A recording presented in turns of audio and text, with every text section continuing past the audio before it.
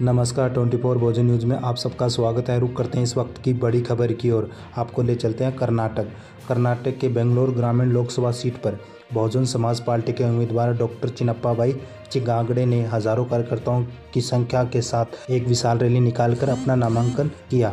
साथ ही आपको बता दें, इस रैली में बहुजन समाज पार्टी के प्रत्याशी डॉक्टर चिन्नप्पा भाई ने हाथी पर सवार होकर बैंड बाजों के साथ अपना पर्चा भरा।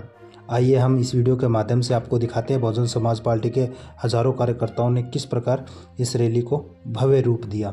दोस्तों, वीडियो पसंद आए तो वीडियो को लाइक करें, शेयर करें और हमारे चैनल को सब्सक्राइब करें।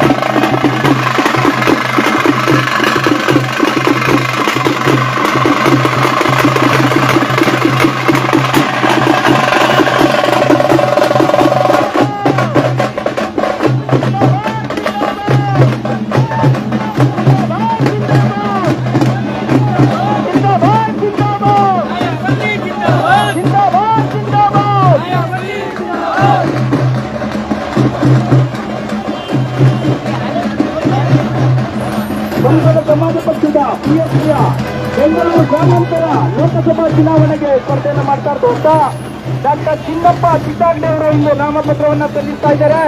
ಈ ಒಂದು ನಾಮಪತ್ರವನ್ನ ಸಲ್ಲಿಸುವ ಸಂದರ್ಭದಲ್ಲಿ ನಮ್ಮ ಪಕ್ಷದ ರಾಜ್ಯಾಧ್ಯಕ್ಷರು ಸನ್ಮಾನ್ಯ ಮಾರ್ಗಂಗನೆಂಬ ಸಾಹೇಬರು ಹಾಗೆ ಪಕ್ಷದ ಎಲ್ಲ ರಾಜ್ಯ ಸಮಿತಿಯ ನಾಯಕರುಗಳು, ಎಲ್ಲ ಸಮುದಾಯದ ನಾಯಕರುಗಳು ಎಲ್ಲರೂ ಕೂಡ ಹೊರಗಡೆ ಅವರಿಗೆ ಬೆಂಬಲವನ್ನು ನೀಡ್ತಾ ಇದ್ದಾರೆ.